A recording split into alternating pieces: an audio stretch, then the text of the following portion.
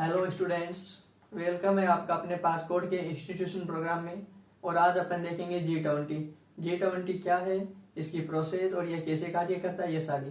तो G20 एक अंतर्राष्ट्रीय या फिर विश्व स्तरीय परामर्श मंच है जिसकी स्थापना G7 के देशों द्वारा 1999 में विकसित और विकासशील राष्ट्रों के सहयोग से की गई थी। G20 का कोई स्थायी मुख्यालय या सचिवालय नहीं है। G20 की पहले स्थापना के समय इसकी बैठक होती थी, लेकिन यह कोई फिक्स नहीं था कि साल में एक बार बैठक होगी या नहीं होगी। वो सारी आवश्यकता के अनुसार करते थे। लेकिन 2008 के वित्तीय संकट के बाद एक अंतर्राष्ट्रीय या फिर राजनीतिक सहमति की आवश्यकता महसूस की गई थी उस वित्तीय संकट के दौरान। तो फिर एक ये तय किया गया कि साल में एक बार G20 शिखर सम्मेलन आयोजित किया जाएगा और इसके साथ ही 2 बैठक होगी। उसमें G20 राष्ट्रों के वित्त मंत्री और केंद्रीय बैंक के गवर्नर, इनके साथ ही जो वर्ल्ड बैंक और IMF के प्रतिनिधि भी भाग लेंगे। तो यह होगी G20 के बैठक। इनमें से ये कार्य ऐसे से इनकी बैठक होती है। अगर G20 के अध्यक्ष की बात की जाए तो यह G20 के अध्यक्ष की नियुक्ति G20 के राष्ट्रों में से किसी एक राष्ट्र से की जाती है। और इस अध्यक्ष की नियुक्ति करने के लिए G20 के सभी राष्ट्रों को 5 भागों में बांटा जाता है और इसमें 4 से अधिक नहीं हो सकते हैं।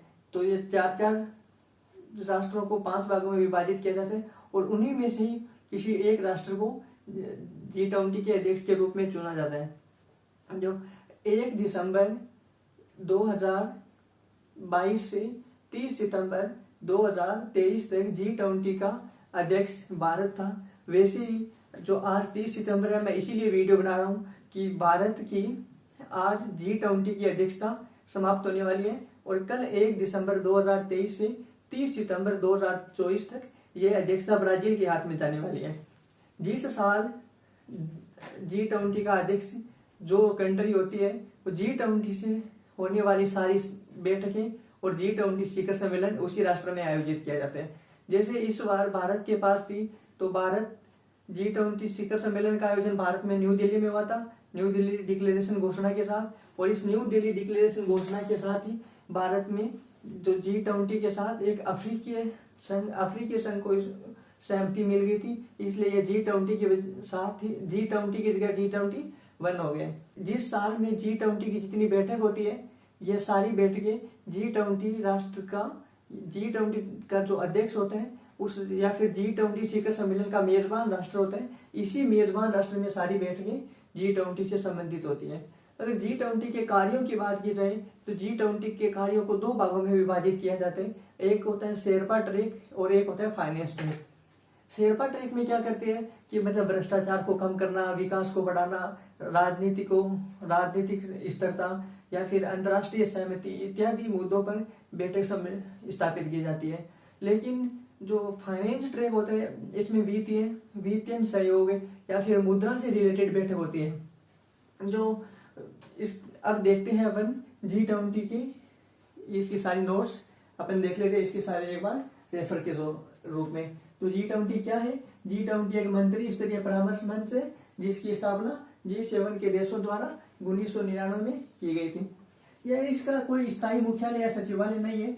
इसका मतलब जो मैं कहा कि मतलब G20 के राष्ट्रों की जो बैठक होती है वो सारी मंत्री होते हैं या फिर अध्यक्ष के रूप में जिस राष्ट्र को चुना जाता है उसी में होती है। तो इसका मुख्यालय भी उसी को मान सकते हैं, क्योंकि जहाँ बैठकें होंगी वही मुख्यालय हो जाएगा। तो इसीलिए इसका कोई स्थायी मुख्यालय नहीं है, क्योंकि इसकी सारी बैठकें जो चेंज होती रहती है, डाइवर्सिफाई होती है, क्षेत्रीय विविधता को भी दर्शाते हैं। इस G20 यह एक ग्रुप बहुत बड़ा ग्रुप है और यह विश्व सकल घरेलू उत्पाद जो वर्ल्ड GDP होती है उसका 80% हिस्सा G20 में ही सम्मिलित है। G20 के राष्ट्र वर्ल्ड GDP का 80% हिस्सा रखते हैं और अंतर्राष्ट्रीय व्यापार का 75% हिस्सा और अंतर्राष्ट्रीय आबादी का 60% हिस्सा G20 के राष्ट्र रखते हैं। और अब तो यह और बढ़ जाएगी, जो अफ्रीकन संघ को भी इसमें शामिल कर लिया है। और G20 की प्रत्येक वर्ष एक बैठक होती है और यह बैठक यह डिसाइड किया गया था कि जो 2008 का वित्तीय संकट के बाद कि वर्ष में एक बार G20 की बैठक और G20 शिखर सम्मेलन होगा और इसकी बैठकें 2 बार होगी। इसके अलावा आवश्यकता पड़ने पर कई और भी बैठकें हो सकती है। 18 G20 शिखर सम्मेलन का आयोजन भारत में किया गया था और न्यू दिल्ली में हुआ था। इसी दौरान न्यू दिल्ली डिक्लेरेशन भी घोषित किया गया था और इसी न्यू दिल्ली डिक्लेरेशन में यह जो अफ्रीकन यूनियन है उसको अनुमति मिली थी। तो यह हो गया G20 शिखर सम्मेलन क्या है। अब बाकी देखते हैं अपन G20 के कार्यों की बात की जाए तो इसके कार्य क्या है, इनको किन किन भागों में विभाजित किया गया है, तो एक सेकंड में देख लेते हैं।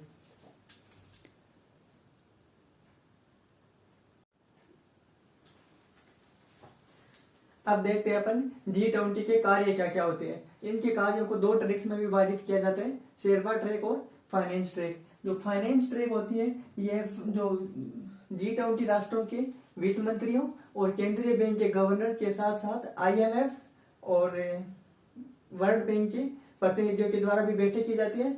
उनमें जो फाइनेंस मिनिस्टर और केंद्रीय बैंक के गवर्नरों के प्रतिनिधियों के साथ वित्तीय समावेशन, राजकोषीय मुद्दे एवं मुद्रा पर केंद्रित होती है। और जो यह जो CBG का मतलब होता है केंद्रीय बैंक के गवर्नर, केंद्रीय बैंक के गवर्नर।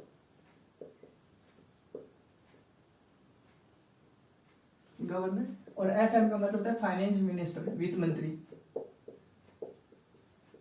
ये G20 ग्रुप के जो सदस्य राष्ट्र है उन्हीं में से होते हैं। और जो शेरपा ट्रैक होता है, इसे शेरपा ट्रैक में ये शेरपा ट्रैक की बैठक होती है, उसमें जो राजनीतिक जुड़ाव को महत्व दिया जाता है, राजनीतिक जुड़ाव कैसे बढ़ाया जा सकता है, भ्रष्टाचार को कैसे कम किया जा सकता है और विकास को कैसे बढ़ाया जा सकता है, एनर्जी रिलेटेड आदि मुद्दों से संबंधित यह बैठक होती है। तो यह हो गया G20 के कार्य।